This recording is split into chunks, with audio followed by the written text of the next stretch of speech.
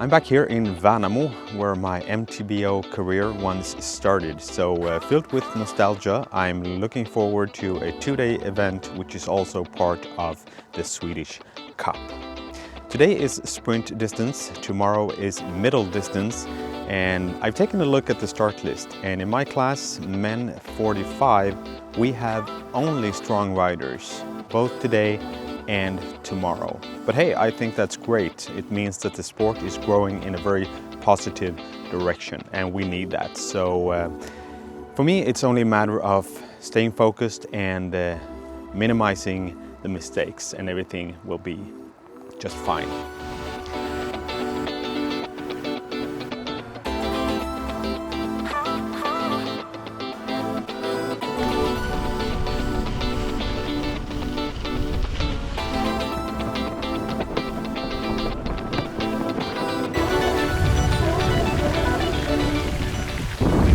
So I got with the warm-up and it started raining like crazy. Hey, just look at this. Oh, same conditions for everyone, right? Just gotta love it.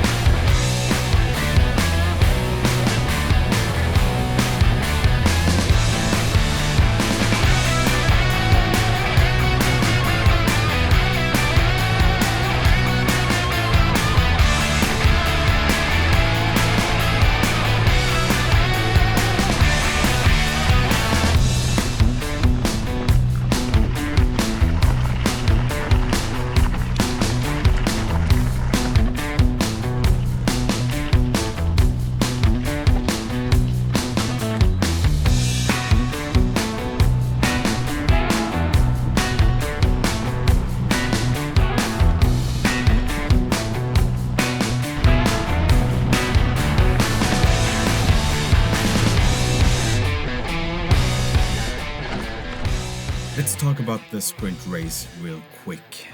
First of all, I want to say that this was, from my perspective, an almost perfect race. I've never been this close to the winner before, so a big leap forward for me. I started off the race on the slow side. That was a tactic to minimize the mistakes, and it proved to be a very successful tactic. Only one big mistake worth mentioning, and that came from between controls 6 and 7.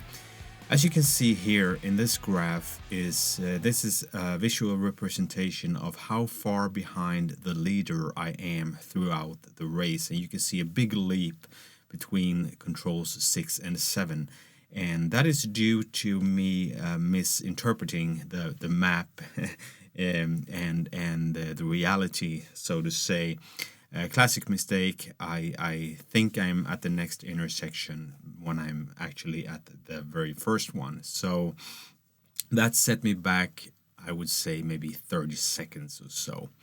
But hey, if that's the biggest mistake of the race, then it is a pretty good race for me.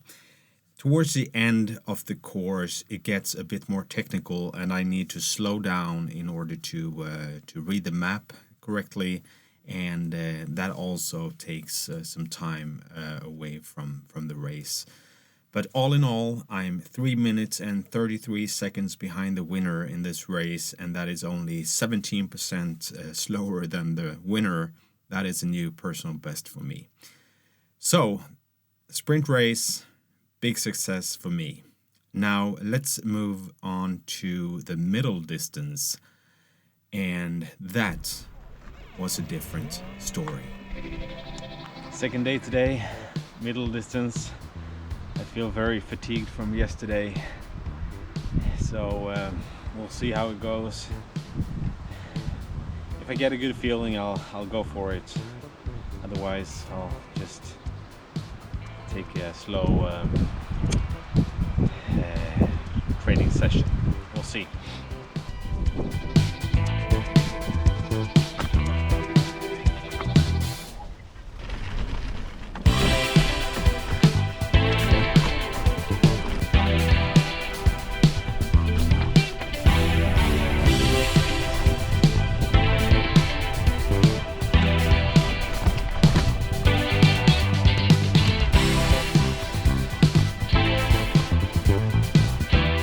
So I want to talk about what kind of day I had during the middle distance competition.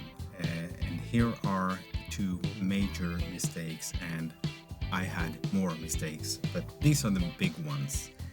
So here I'm going from control 2 to control 3, right? Looks pretty simple. I mean to go pretty much like this. That's the plan. However, when I leave my control here, I study the map to navigate, so I don't see this little intersection here. So I end up going down this trail, and I'm right about here when I notice it. And I don't turn around because there's an uphill going backwards. So instead, I decide to keep going because it doesn't look that far, right? However, there is a dotted line, so it's a very technical 25% speed trail. And remember, I'm not very technical, so I end up going this direction here and I lose a lot of time. So when I play this back, you can actually see how far behind I am when I actually exit the narrow trail. Right around there. See, I'm many minutes behind. That's very costly. Now let's move on to the second mistake. Going from control 8 to control 9, as you can see here, looks pretty straightforward. But remember, I'm having an off day, so this is what I do.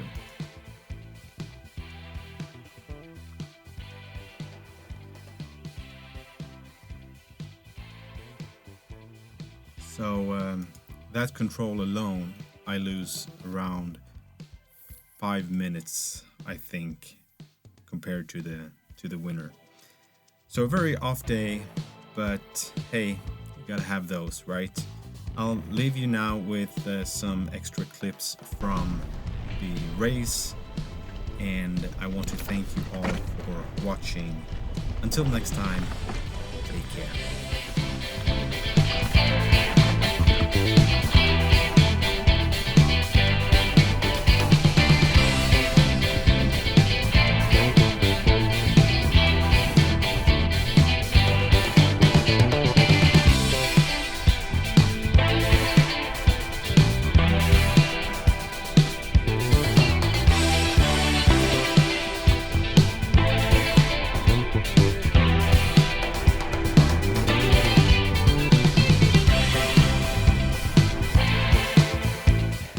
Hard. It was impossible to even see the map towards the end, like the last 20 minutes or so, because the rain was so heavy. And would you believe it? The rain stopped the second I crossed the finish line. That's ironic. I had a good time. Thank you very much. I'll see you next time.